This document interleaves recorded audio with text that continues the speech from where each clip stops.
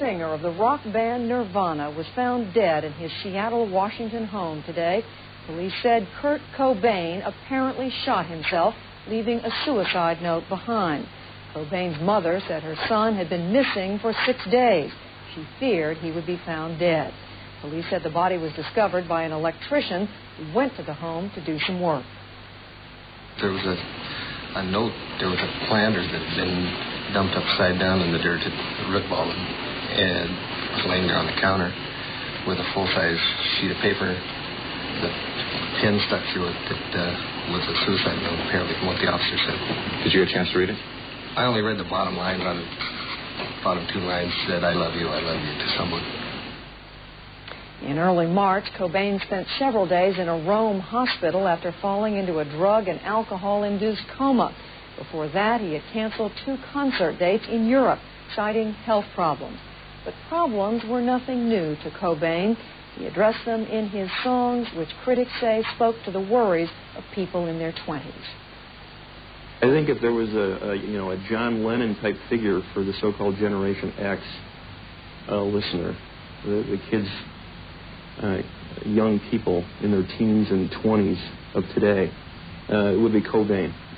He really expressed a lot of that conflicted feeling they have about their lives. His music had a sweetness to it, but it also had an incredible anger. And I think he brought those 2 elements together better than any artist in his songwriting of the 90s. And I think that's going to be his legacy. We learn more about the career of Kurt Cobain and the music he generated from CNN's Mark Shearer.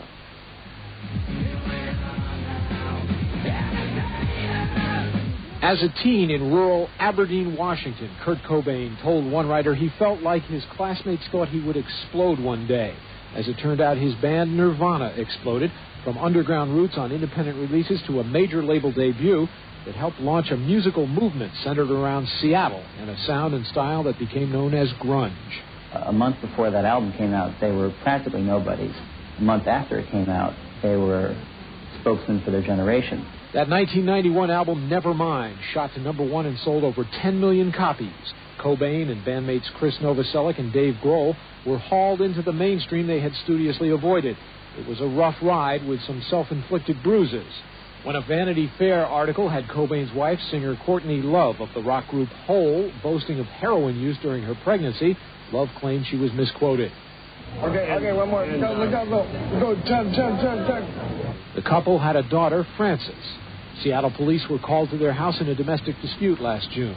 And Cobain has admitted heroin use. He says it was partly to medicate chronic stomach pain. In March, while the 27-year-old Cobain and his wife were staying in Rome in between European concert dates, he was hospitalized in a coma for reportedly ingesting a tranquilizer and champagne. A spokesperson said the medication was prescribed for Cobain's stomach troubles.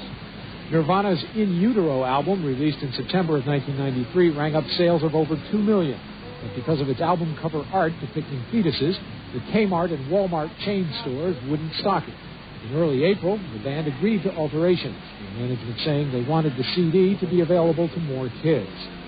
Nirvana was dressed for success on the cover of Rolling Stone, but success wasn't suiting them well.